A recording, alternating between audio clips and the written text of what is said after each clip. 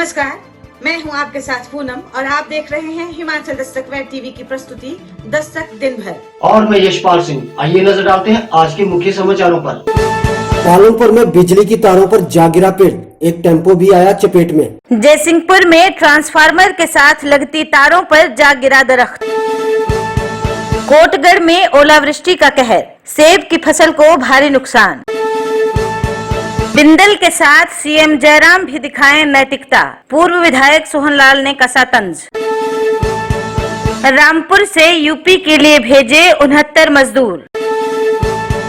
मंडी लौटे 11,200 हिमाचली, 7,400 ने पूरा किया 14 दिन का quarantine period. Himachal Dastak web TV पर खबर चलते ही प्रशासन ने नेपाली मजदूरों की घर वापसी का किया इंतजाम। हिमाचल प्रदेश के विश्वसनीय ज्वेलर भूषण ज्वेलर्स सोलन। और अब समाचार विस्तार से। गुरुवार को मौसम में करवट ली और प्रदेश के कई स्थानों पर बारिश हुई, जिससे लोगों को गर्मी से राहत मिली। लेकिन इस दौरान कुछ स्थानों पर तेज हवाएं चलने से लोगों को परेशानी का भी सामना करना पड़ा। जानकारी के अनुसार पालमपुर में तेज तूफान के चलते रोटरी भवन व वन विभाग कार्यालय के बाहर एक पेड़ बिजली की तारों पर गिर गया और एक टेम्पो भी इसकी चपेट में आ गया। हालांकि हादसे के वक्त टेम्पो चालक गाड़ी में ही था, जिसे स्थानीय लोगों ने सुरक्षित बाहर निकाल लिया है, अन्यथा कोई बड़ा हादसा हो सकता था। वहीं तूफान के कारण जयसिंहपुर मक्कड़ सड़क मार्ग पर सूद मोहल्ले में लगे ट्रांसफार्मर के पास बिजली की तारों पर एक बड़ा पेड़ गिर गया। गनीमत ये रही कि जब पेड़ गिरा तो ना उस वक्त सड़क पर कोई व्यक्ति था और ना ही कोई वाहन चल रहा था, अन्यथा कोई बड़ा हादसा हो सकता था।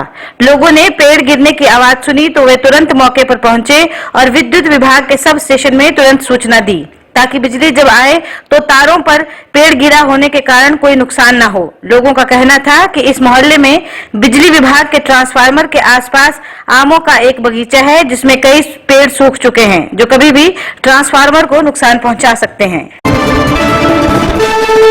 रामपुर उपमंडल के सेब बहुल्य क्षेत्र कोटगढ़ में ओलावृष्टि से भारी नुकसान हुआ है। ओलावृष्टि करीब 10 मिनट तक रुक रुक कर होती रही।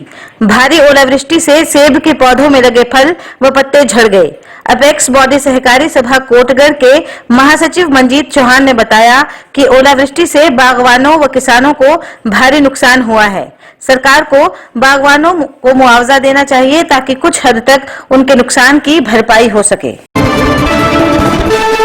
सुंदरनगर के पूर्व विधायक सोहनलाल ठाकुर ने कहा कि बीते दिनों प्रदेश में कोरोना महामारी के दौरान एक बहुत बड़े घोटाले का पर्दाफाश हुआ है, जिस कारण प्रदेश भाजपा अध्यक्ष ने अपना त्यागपत्र दिया है। उन्होंने कहा कि इस पूरे प्रकरण को भाजपा के साथ जोड़ा जा रहा है, जिस कारण डॉक्टर राजीव बिंदल ने अपने त्यागपत्र देने के पीछे नैतिकता का बहाना बनाया है। उन्होंने कहा कि प्रदेश में हुए भ्रष्टाचार को लेकर इस प्रकार की नैतिकता प्रदेश के मुख्यमंत्री जयराम ठाकुर को दिखानी चाहिए। सोहनलाल ठाकुर ने कहा कि इस सरकार के इतने बड़े आला अधिकारी का ऑडियो वायरल होने के बाद गिरफ्तारी होने पर मुख्यमंत्री को नैतिकता दिखानी चाहिए थी। उन्होंने कहा कि भ्रष्टाचार मामले को लेकर प्रदेश के मुख्यमंत्री को भी नैतिकता के आधार पर इस्तीफा देना चाहिए था।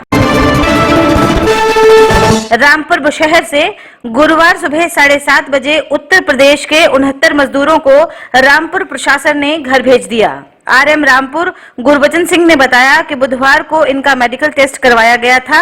सबकी रिपोर्ट सही आने के बाद गुरुवार को इन्हें घर भेज दिया गया है। इन मजदूरों को कालका तक छोड़ने के लिए एचआरटीसी की 2 बसों की व्यवस्था की गई थी। इस मौके पर तहसीलदार विपिन ठाकुर रामपुर मौजूद रहे। घर लौटने की खुशी इनके चेहरे पर साफ दिख रही थी। जिला मंडी में पहुंचे 7,400 लोगों का 14 दिन का क्वारंटीन समय पूरा हो चुका है।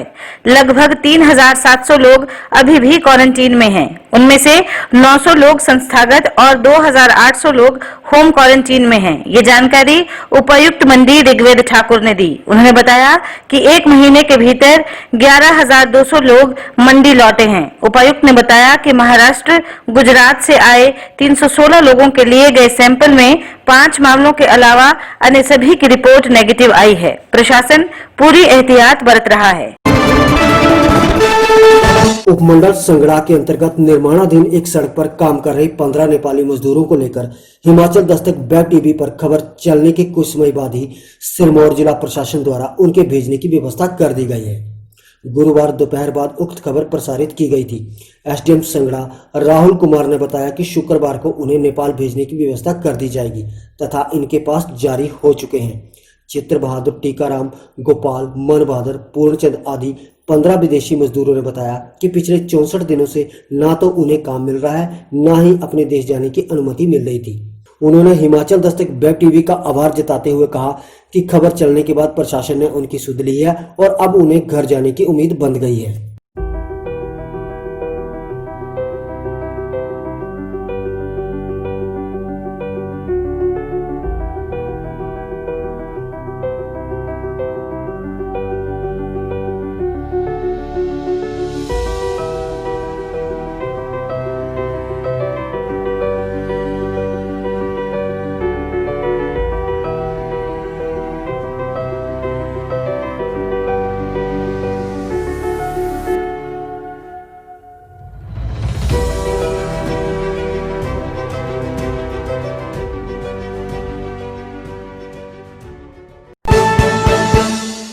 आज के लिए बस इतना ही।